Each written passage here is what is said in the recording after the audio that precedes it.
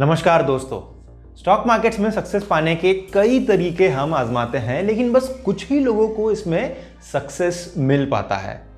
आज यहां पर इस वीडियो में मैं आपको 3 चीजें बताने वाला हूं, 3 चीजें एक्सप्लेन करने वाला हूं, जिसको फॉलो करने के बाद हो सकता है आपके लॉसेस जो है ना के बराबर हो जाए, एकदम मिनिमम लॉसेस पे आपका स्टॉक मार्केट का करियर आ जाए और फिर वहां से आपको सक्सेस मिलना स्टार्ट हो जाए।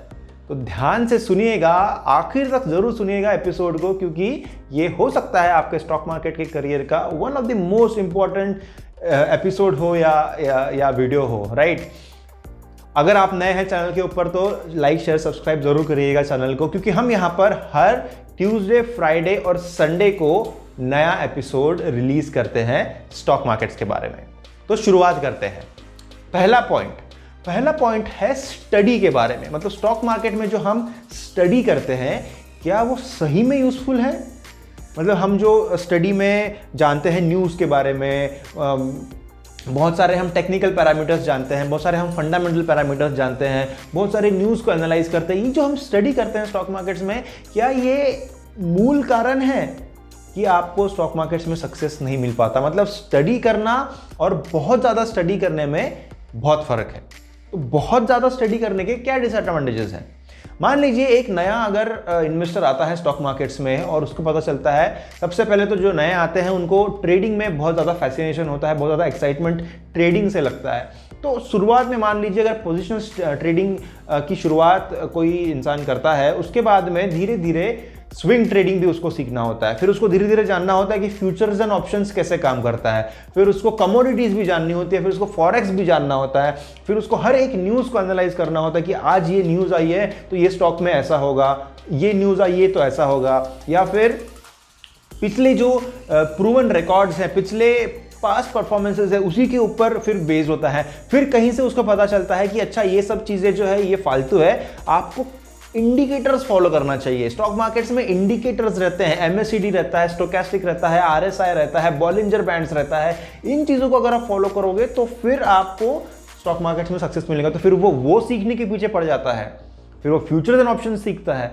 ये सारी इतनी सारा जो नॉलेज मिलता है, इससे क्या होगा कि आपको किसी को भी अगर बताना है कोई भी कंसेप्ट के बारे में तो आप बहुत अच्छे से बता पाएंगे, लेकिन क्या वो रिफ्लेक्ट करेगा आपके P&L स्टेटमेंट में? क्या वो रिफ्लेक्ट करेगा आपके ट्रेडिंग अकाउंट में?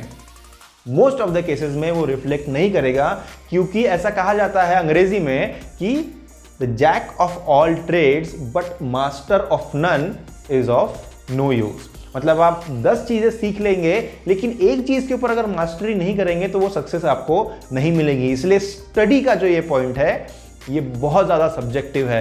स्टडी कितनी करनी चाहिए और कौन सी चीज़ की स्टडी करनी चाहिए? शुरुआत में आपको स्टडी करनी चाहिए, लेकिन आप एक चीज़ को डीप में जाकर के स्टडी करिए, एक स्ट्रेटेजी को यूज़ करिए। साइकोलॉजिस्ट कहते हैं कि कोई भी चीज़ को अगर आप 7 बार लगातार अगर करते हैं तो आपका हाथ उसके ऊपर बैठ जाता है।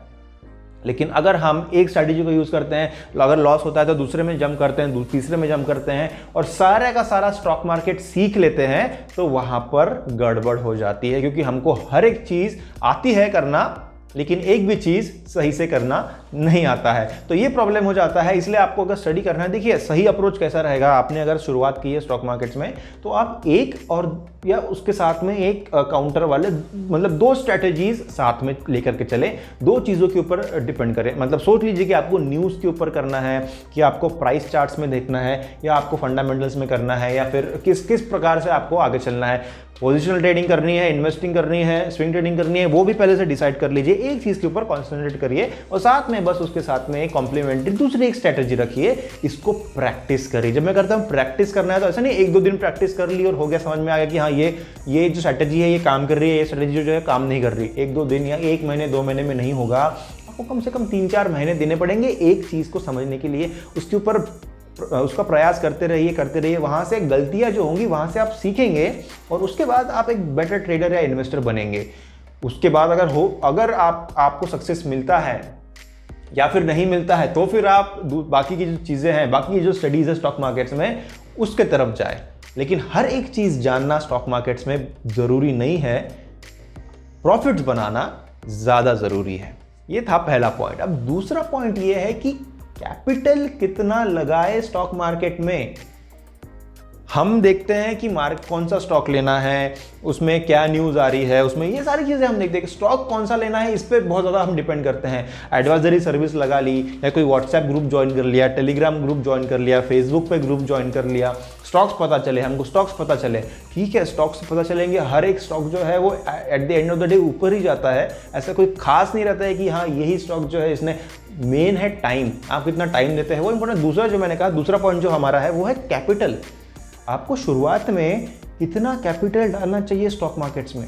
अगर आप मान लीजिए 40,000 रुपये कमाते हैं महीने के, और अगर आप सिर्फ 2,000 रुपये डाल रहे हैं स्टॉक मार्केट्स में, तो क्या वो इनफ है? ठीक है, 2,000 से आप डबल कर लेंगे और 2,000 का 4,000 कर लेंगे, बट वो 2,000 की सही में कुछ वैल्यू है आज के दिन में? अगर आपकी सैलरी 10,000 है और उसमें से आप 2,000 रुपये डालते हैं, तो फिर बात सही है कि हाँ आप 20% जो है आप इक्विटी में डाल रहे हैं। तो कैपिटल इंपॉर्टेंट है, आपको वेल्थ क्रिएट करना है, आपको छोटे मोटे प्रॉफिट्स नहीं करना है। Wealth creation is different to profits creation. Wealth creation में इंसान जो है वो अमीर बनता है, फाइनेंशियल फ्रीडम की तरफ जाता है। Profit making, small profit making में कुछ होता नहीं है, एक्साइटमेंट मिलता है, थोड़ा सा पॉकेट मनी मिलता है, हम खर्च कर देते हैं और खुश हो जाते हैं, या फिर उसके बाद छोड़ देते हैं ट्रेडिंग क्योंकि लॉसेस होने लगते हैं। तो ये एक चीज़ है, कैपिटल कितना लगाना चाहिए। कैपिटल ऐसा लगाओ कि जहां से आपको कुछ एक कन्विंसिंग फिगर मिले, वेल्थ क्रिएट हो, वो आपके लिए इंपॉर्टेंस रखे, उतना पैसा वो ज़्यादा ज़रूरी है। आप छोटे मोटे प्रॉफिट्स अगर कमाने में के लिए स्टॉक मार्केट्स में आए हैं तो ये गलत फील्ड है एंटर करने के लिए। दूसरा है कि शुरुआत में कैपिटल कितना लगाना चाहिए, ये भी आपको पता रहना चाहिए। अब इसके पीछे का एक मैं आपको इसके पीछे की एक स्टोरी फॉर्मेट में आपको ये चीज़ एक्सप्लेन करता हूँ। देखिए कैसा है, शुरुआत में जब आप एंटर कर रहे हैं स्टॉक मार्केट्स में, तो आपको कोई ना कोई गाइड या फिर एक टीचर चाहिए होता है। और सबसे बेस्ट जो गाइड या फिर टीचर जो है वो स्टॉक मार्केट्स में, आप जानते हैं कौन है? वो है मार्केट खुद। मार्केट खुद ही आपका टीचर है। अब मार्केट आपका अगर टीचर है तो आपको उसको कुछ ना कुछ ट्यूशन फीस भी तो देनी पड़ेगी।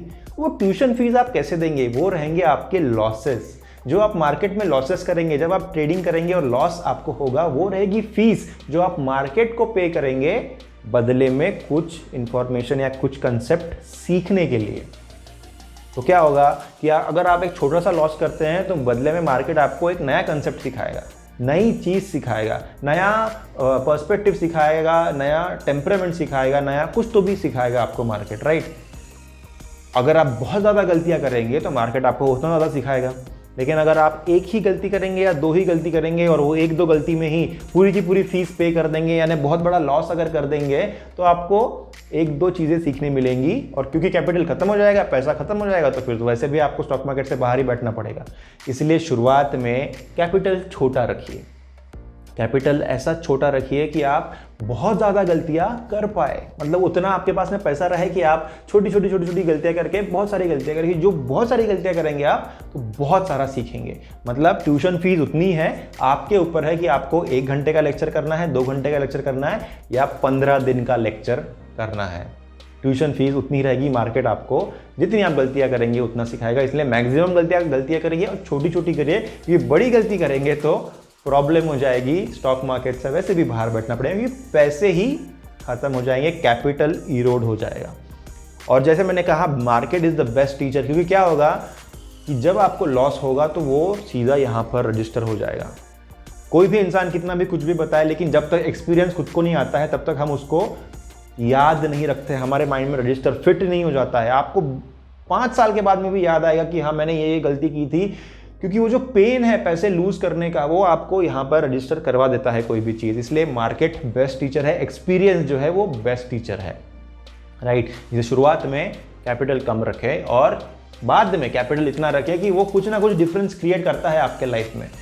500 रुपये, 1000 रुपये, 5000 रुपये कमा के अगर आपको लगा कि आपने बहुत कमा दिया, फिर चाहे वो 200% भी क्यों ना हो, लेकिन वो कुछ ना कुछ आपको वैल्यू उसने देनी चाहिए, राइट। वेल्थ क्रिएशन होना चाहिए, छोटा मोटा प्रॉफिट क्रिएशन नहीं होना चाहिए। ये था दूसरा point.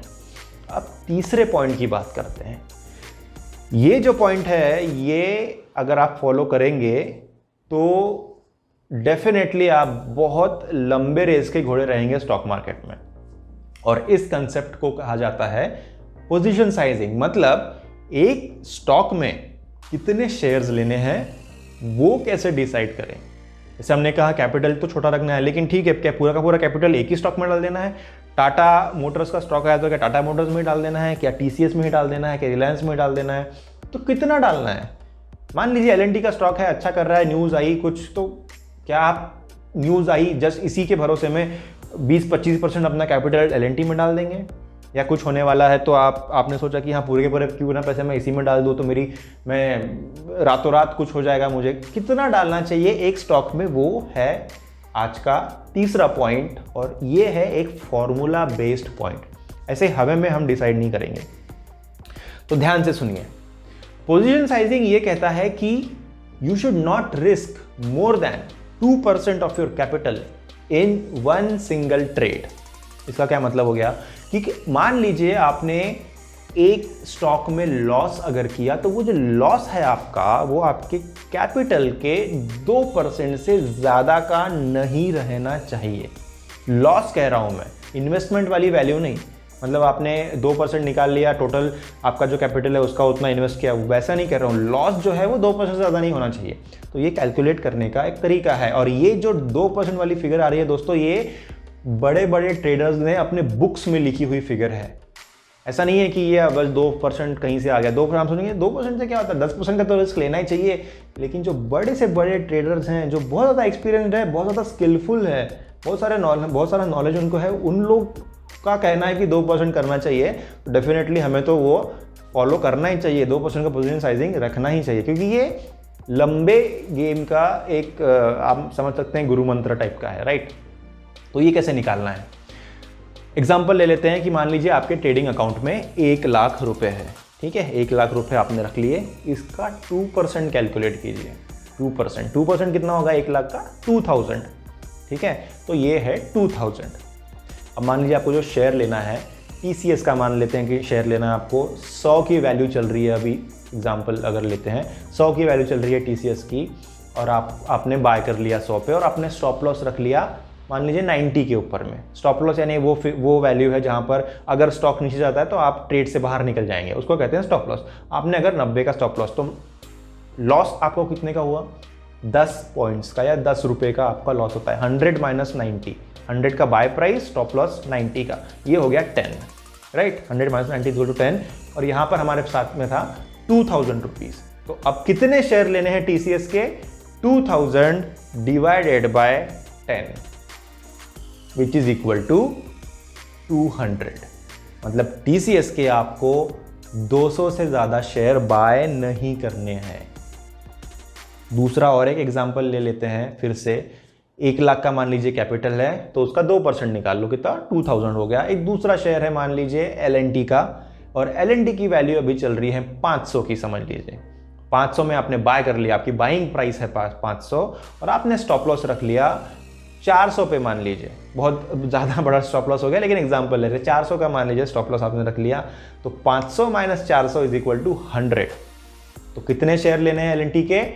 2000 divided by 100 which is equal to 20, right. तो आपको सिर्फ 20 शेयर लेने, उससे ज़्यादा नहीं लेना है, उससे ज़्यादा लेंगे तो गड़बड़ हो जाएगी। ये एक ऐसा प्रोसीजर है जो अगर आप फॉलो करेंगे तो आपका टेम्परामेंट, आपका जो पेशेंस है, ये सब इंटैक्ट रहेगा, कैपिटल बचा हुआ रहेगा।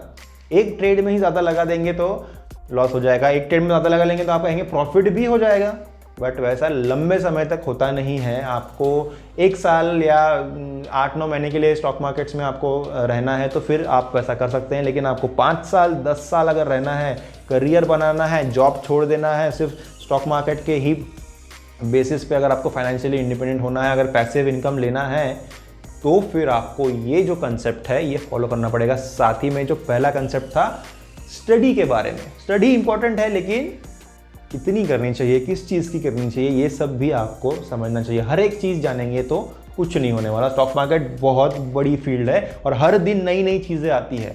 बैंक निफ्टी में भी होता है फ्यूचर्स एंड ऑप्शंस, फिर रिसेंटली और एक इंडेक्स आया था, वहाँ पर भी होता है, फॉरेन इक्विटी में भी होता है। हाँ, ऐसा भी होता है कि लोग यहाँ की इक्विटी से ज़्यादा फॉरेन इक्विटी को प्रेफर करते हैं, वहाँ के स्टॉक्स को एनालाइज करना चालू कर देते हैं। क्या करोगे, पहले यहाँ का तो सीख लो, इन्वेस्ट यहाँ पे कर लो, 2-3 साल का एक्सपीरियंस ले लो, समझ लो सारी चीज़ें कि इंडियन इकोनॉमी कैसे काम करती है। जब यहाँ पे बजट आता है तो क्या होता है, जब यहाँ पे कुछ कोरोना आता है तो किस प्रकार से होता है, फिर वहाँ की इकोनॉमी समझेंगे। 10-15 साल का समय है, हमने 20-22 साल लगाए हैं बस सीखने के लिए कि पैसे कैसे कमाना। इंजीनियरिंग किया, ग्रेजुएशन किया, जो भी पोस्ट ग्रेजुएशन किया है या फिर स्कूलिंग से ही हम सीखते हैं कि पैसे कैसे कमाना, पैसे कैसे कमाना, जॉब कैसी मिलेगी अच्छी। लेकिन पैसे आते हैं तो हमको एक दो दिन भी नहीं देना है ये सोचने के लिए कि पैसों को बढ़ाना कैसे है, पैसों को मैनेज कैसे करना है, तो उसको भी समय देना उतना ही ज़रूरी है। तो दोस्तों ये थे 3 पॉइंट्स, आप इसको फॉलो अगर करेंगे तो डेफिनेटली बहुत बड़ा परिवर्तन आएगा आपके स्टॉक मार्केट्स के इस करियर में, इस एंडेवर में। I hope this was valuable for you. अगर आपको वैल्यूडेशन हुआ है इससे, like, share, subscribe, comment, follow, ये सारी चीज़ें ज़रूर करिए, क्योंकि इससे होता कुछ नहीं है, यूट्यूब के एल्गोरिथम को पता चलता है कि लोग पसंद कर रहे हैं इस वीडियो को, साथ ही में इस चैनल को भी, और प्रमोट करता है एल्गोरिथम में चैनल को यूट्यूब बाबा। तो ज़रूर करिए सब्सक्राइब, और बहुत बहुत शुक्रिया आखिर तक समय देने के लिए और इस एपिसोड को सुनने के लिए। बहुत बहुत शुक्रिया, और जल्द मिलूंगा आपसे।